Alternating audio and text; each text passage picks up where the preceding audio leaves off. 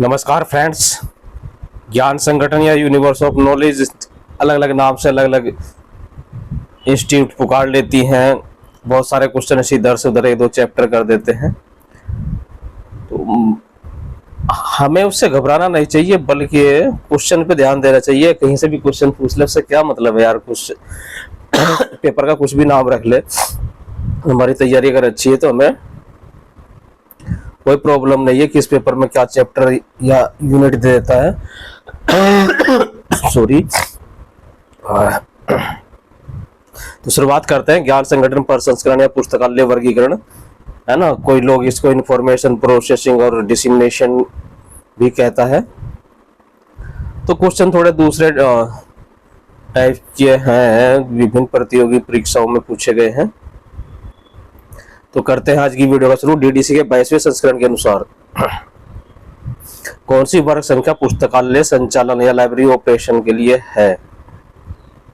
तो फ्रेंड्स, वर्ग संख्या पूछ रहा है, तो 021 नहीं है, 022 नहीं है, 023 नहीं है, 025 नहीं है, यह 025 ही है। सही आंसर 026 नहीं है। ऑप्शन डी ठीक है। इंडोलॉजी को किस प्रकार के मोड ऑफ फॉर्मेशन सब्जेक्ट में वर्गीकृत किया गया है। तो आसवन, स्त्रीकरण, फ्यूजन नहीं है, बचता विखंडन और क्लस्टर। तो विखंडन में भी टूटता है। यहाँ पर इंडोलॉजी में क्या है कि कई सब्जेक्ट्स का समूह है, तो ये सामूहिकरण या क्लस्टर इसका सही ऑप्शन आएगा। यूडीसी की कौन सी विशेषता किसी विषय के गुणों के असीमित संयोजन के बीच संबंधों का व्यक्त करने की अनुमति देती है। तो राउंड लेवल नहीं है, सिस्टम एंड स्पेशल नहीं है, डिसिप्लिन बेस्ड ऑर्गेनाइजेशन नहीं है, निमोनिक्स कैरेक्टर नहीं है। सही ऑप्शन इसका है सिंथेटिक स्ट्रक्चर। निम्नलिखित में से कौन सा कैनन फॉर चेन का हिस्सा है। तो विशिष्टता के लिए कैनन नहीं है, अधीनस्थ वर्गों के लिए कैनन नहीं है, निरंतर अनुक्रम ये नहीं है, समन्वय वर्गों के कैनन भी नहीं है। सही ऑप्शन है घटते विस्तार के कैनन इसका राइट आंसर है। एक वर्गीकरण में योजना के उपकरणों के लिए क्या उपयोग किया जाता है। तो ये किया जाता है हमारी कैनन की अक्षमता में वृद्धि। नेक्स्ट क्वेश्चन है, वर्ग संख्या 37:1.3.004:016 में किस प्रकार के अंकन की पहचान की जा सकती है। तो फ्रेंड्स, ये आयामी अंकन है, शुद्ध गैर मिश्रित अंकन नहीं है। डीडीसी में जब पास में कार्य के लिए अनेक संख्याएं प्राप्त होती है और प्रत्येक अगले की तरह अच्छी लगती है, तब दूसरे नियम की अनुपस्थिति में दिशा निर्देश के रूप में किसका उपयोग किया जाता है। तो अंतिम उपाय की तालिका का प्रयोग किया जाता है। भारत में उच्च शिक्षा पर सूचना और संचार प्रौद्योगिकी पर प्रभाव शीर्षक के चरण की पहचान करें। तो इंटरफेसिट इन्फ्लुएंस नहीं है, इंटरफेसिट जनरल नहीं है, इंटर सब्जेक्ट बायस भी नहीं है और इंट्रा एरे जनरल भी नहीं है। इसका सही आंसर है इंटर सब्जेक्ट इन्फ्लुएंस। ये ऑप्शन ठीक है। निम्नलिखित में से कौन सा यूडीसी का विशेष सहायक उपविभाजन है। तो फ्रेंड्स, कोलन नहीं है और उपसमूहन नहीं है, संबोधन और बिंदु शून्य इसका सही आंसर है। एसआर रंगनाथन के अनुसार श्रृंखला के उपसूत्र हैं। तो यह ह्रास, विस्तार और मॉड्यूलेशन का उपसूत्र इसका आंसर है। निर्धारित का उपसूत्र, प्रत्याहन, मान का उपसूत्र, पंक्ति और संबंध क्रम का उपसूत्र, ये इसका आंसर नहीं है। कॉलन क्लासिफिकेशन छठा संस्करण में एलबी क्या है। तो एलबी हमारा स्पेशल नहीं है, प्रमाणिक वर्ग भी नहीं है, अपवर्तन भी नहीं है, वह पद्धति या सिस्टम है। कॉलन क्लासिफिकेशन का तीसरा भाग क्या है। तो रूल्स भी नहीं है, इंडेक्स भी नहीं है और शेड्यूल भी नहीं है, क्लासिक एंड सीक्रेट बुक्स। कौन सा सार्वभौमिक दशमलव वर्गीकरण अनुसूची प्रकाशित करता है? तो एएलएन नहीं करता है, एलजीबर भी नहीं करता है, इफ्ला भी नहीं करता, यह बीएसआई। प्रोलोगोमिनाटू लाइब्रेरी क्लासिफिकेशन का प्रथम संस्करण कब प्रकाशित हुआ था? प्रोलोगोमिना का जो संस्करण प्रकाशित हुआ था 33 में तो कोलन था, 31 में फाइलोजी ऑफ लाइब्रेरी साइंस था, 36 भी नहीं था, तो यह था 1937 प्रोलोगोमिनाटू लाइब्रेरी क्लासिफिकेशन। कोलन क्लासिफिकेशन के प्रथम 3 संस्करण 1933, 1939 और 1950 को क्या कहा जाता है? तो मुक्त फलित वर्गीकरण नहीं कहलाता है, यह तकरीबन फलित और तकरीबन नहीं कहलाता, यह कहलाता है अन्वय फलित वर्गीकरण, रीजनली फेस्टेड क्लासिफिकेशन। कौन सी वर्गीकरण योजना इस डिजाइन की गई है किसके रूप में? स्विचिंग भाषा के रूप में कार्य करने हेतु। Which classification scheme designed to serve as switching language? तो इसका ऑप्शन है वर्गीकरण की व्यापक प्रणाली, broad system of ordering, B SO. Next question है, सीसी में लोगो दर्शाता है, तो सीसी में लोगो हमारा क्या दर्शाता है? प्रति प्रचालित नहीं दर्शाता है।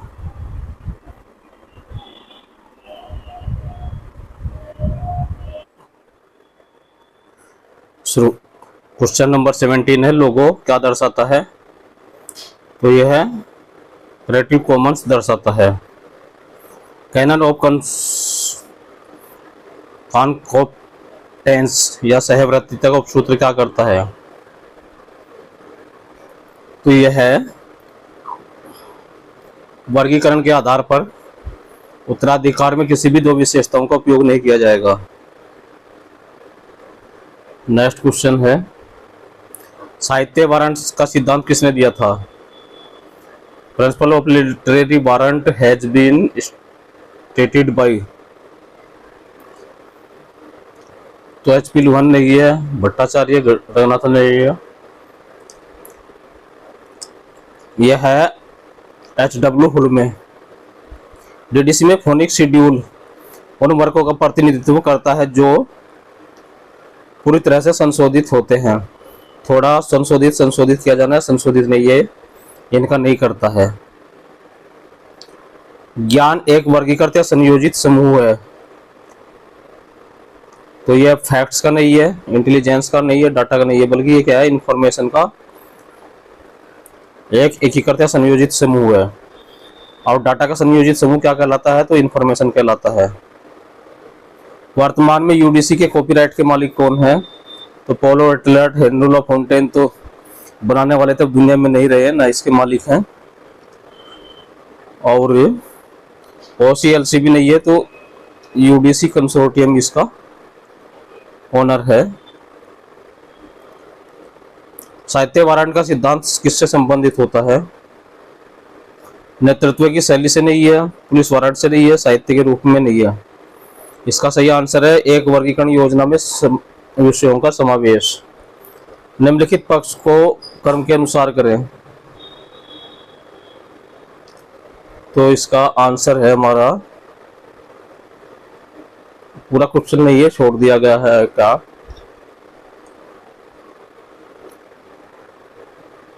इसका ऑप्शन बी है। पक्ष अनुक्रम क्या आएगा? पहले हमारा P2 आएगा, फिर M आएगा, M के बाद E आएगा, और लास्ट में सेकंड राउंड आएगा पर्सनालिटी का। कोलन क्लासिफिकेशन 7 संस्करण में सामाजिक विज्ञान का वर्गांक क्या है?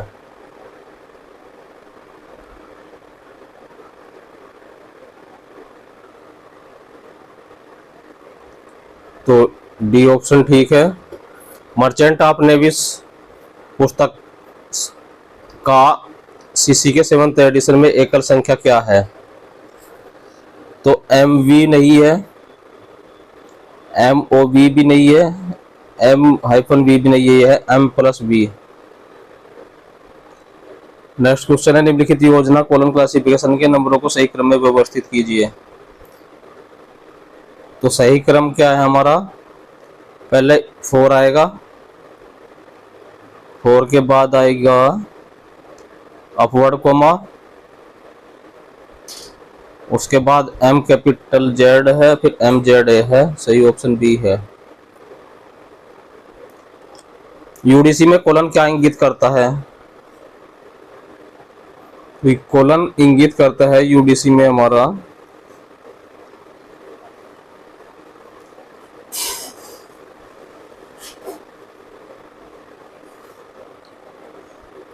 फेज रिलेशन को इंगित करता है। एक मूल वर्ग या अधिक आइसोलेट एक विषय के बने होते हैं, उसको क्या कहा जाता है? तो कॉम्प्लेक्स क्लास या सब्जेक्ट नहीं कहते हैं, सिंपल क्लास सब्जेक्ट भी नहीं होती है, एम्पलीफाइड क्लास या सब्जेक्ट भी नहीं होती है। इसका सही आंसर है common class subject. P notes की एक विशेषता है, तो लाइब्रेरी ऑफ कांग्रेस क्लासिफिकेशन की नहीं है, डीडीसी की भी नहीं है, कोलन की भी नहीं है, यह है यूडीसी, यूनिवर्सल डेसिमल क्लासिफिकेशन की एक विशेषता है। निम्नलिखित में से कौन सा कैनन एरे एन पंक्ति सुनिश्चित करेगा कि पंक्ति के 2 वर्ग ओवरलैप नहीं है और ना ही क्रॉस वर्गीकरण है? तो ये हमारा कैनन ऑफ एक्सक्लूसिवनेस इसका आंसर है। डेविड डेसिमल क्लासिफिकेशन के पहले संस्करणों के वर्ग साहित्य में मिनर ऑथर्स का उपयोग किसके उल्लंघन का उदाहरण है? तो यह कैनन ऑफ रेसिस्टेंसी का उदाहरण है। निम्नलिखित में से कौन सा अंतरपंक्ति दशा संबंध का उदाहरण है? तो यह भारतीय संसद में प्रथम और द्वितीय सदन के बीच का संबंध। एप्टिंग डिजिट की अवधारणा की सुविधा प्रदान करती है हॉस्पिटलिटी इन एरे। किसने लिखा है कि पुस्तकालयों में ज्ञान व्यवस्थापन पुस्तकों के लिए विषय तक पहुंच? तो ये फोस्केट का नहीं है, डब्ल्यूसी बर्विक्सियस का नहीं है, रंगनाथन का नहीं है, क्या है? अच्छी पुलिस का है। अनुक्रम मूलभूत श्रेणियां पीएमएसटी का सूत्र है उनकी सहमति के घटते क्रम में in the decreasing order of their concreteness. उस लॉ या नियम की पहचान करें जो कोलन क्लासिफिकेशन 6ठे संशोधित संस्करण में भौगोलिक एकल्स में मातृ देश या मदर कंट्री के अंक को सही ठहराता है। किसको? मदर कंट्री के लिए हम 2 का इस्तेमाल करते हैं, तो वह हमारा मितवैधता का नियम, लॉ ऑफ पार्सिमनी। परासरण का सिद्धांत नहीं है, प्रतिसाम्यता का सिद्धांत और व्याख्या का नियम इसका आंसर नहीं है। डीडीसी के मानक उपखंड 0 to 4 में विशिष्ट प्रकार के उपयोगकर्ताओं के लिए काम करता है को दर्शाता है। इसका एक उदाहरण है, तो अंतरदशा नहीं है इसका, तुलनात्मक नहीं बल्कि झुकाव दशा संबंध, बायस फेज रिलेशन है।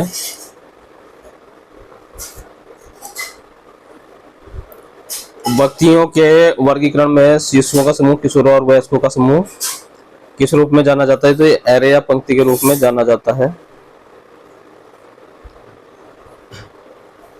डीडीसी स्कीम में जीवनी के सामान्य संग्रह को वर्गीकृत करने का प्रावधान किस मुख्य वर्ग में है? तो ये 900 में है, 00, 800, 300 में नहीं है। रंगनाथन ने कोलन वर्गीकरण के 1963 के संस्करण में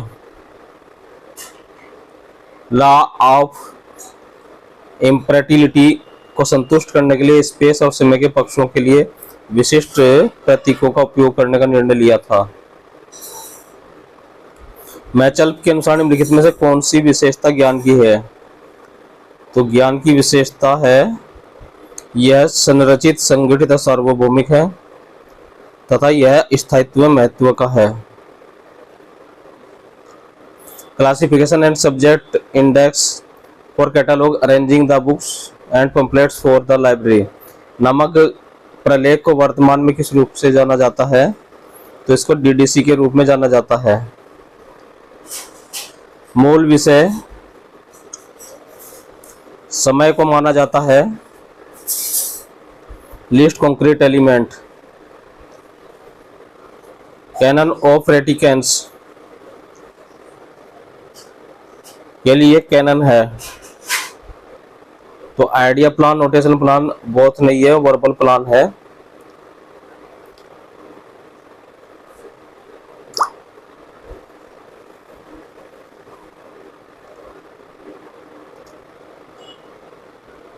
कौन सा एक वर्गीकरण, कौन सा डेटा वर्गीकरण के लक्षण है? तो वो लक्षण हमारे पारस्परिक रूप में विशिष्टता और डुप्लीकेट चेकिंग है। यूडीसी में पक्ष संबंध के लिए संकेतक अंक है, कोलन है। अंतः पक्ष दशा संबंध का उपयोग प्रस्तुत करने के लिए किया जाता है, to isolates belonging to the same facet के लिए। इंडियन साइंस एब्स्ट्रैक्ट की प्रविष्टियों को किस प्रकार या योजना के अनुसार वर्गीकृत किया जाता है? तो किया जाता है यूडीसी के हिसाब से। पुस्तकालय वर्गीकरण के लिए संकेतक के रूप में कोलन पहली बार कब उपयोग किया गया था?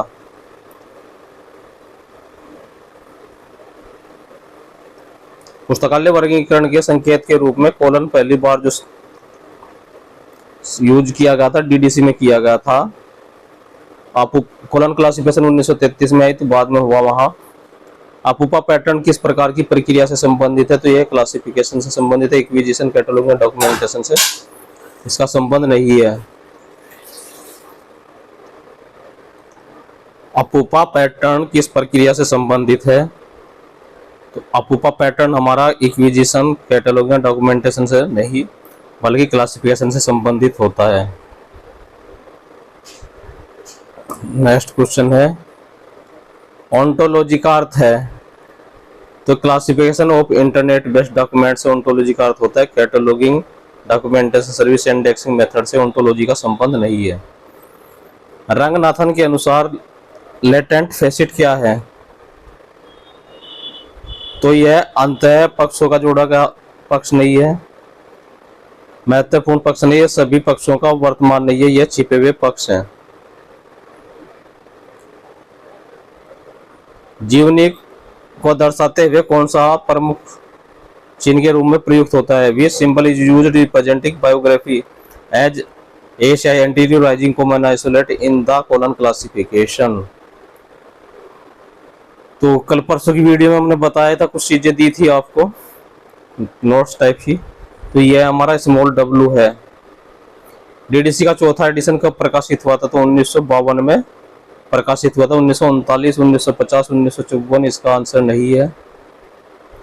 1933 में कोलन क्लासिफिकेशन का प्रकाशक कौन था?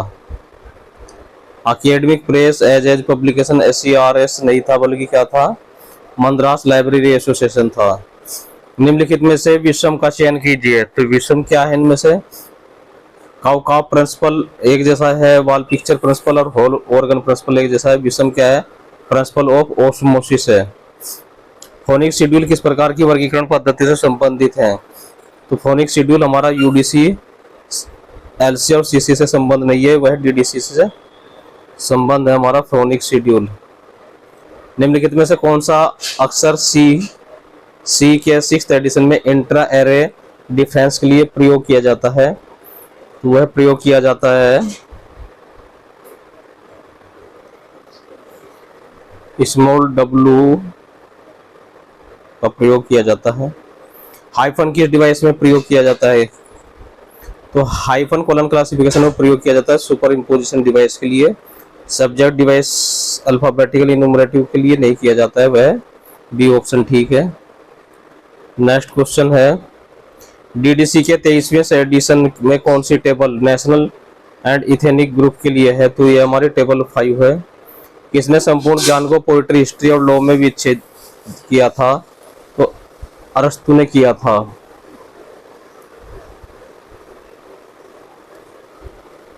निम्नलिखित में से कौन सा नॉर्मेटिव प्रिंसिपल नहीं है? तो लॉ ऑफ इंटरप्रिटेशन नहीं है। सीसीसी के 6th एडिशन में ए स्मॉल एन अक्सर निम्न में से क्या प्रतिनिधित्व करता है? तो वह सीरियल का प्रतिनिधित्व करता है, पीरियोडिकल, कॉन्फ्रेंस और बायोग्राफी का नहीं करता है। बायोग्राफी का स्मॉल डब्ल्यू दिया था हमने। पुस्तक वर्गीकरण के लिए सात्विक वारंट पद किसने अभिव्यक्त किया था? तो सीआर ब्राउन और हेनरी ब्लिस ने ये क्या है, डब्ल्यू ह्यूम है।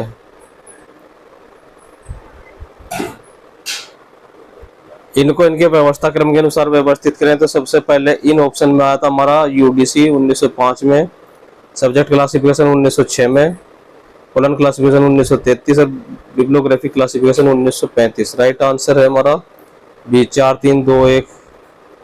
ट्रियोपोरफेरी का संबंध किससे होता है? तो देखो ट्रियोपोरफेरी का संबंध 10 भाग से भी नहीं है, बहुभाग से नहीं है, इससे तो बिल्कुल नहीं है। तो बचता क्या? द्विभाग डेकाटोमी ही ट्रियोपोरफेरी के नाम से जाना जाता है। डीडीसी के 19वें संस्करण में कौन सी तालिका में अग्रक्रम तालिका का प्रावधान नहीं है? तो यह है हमारा टेबल 1 है।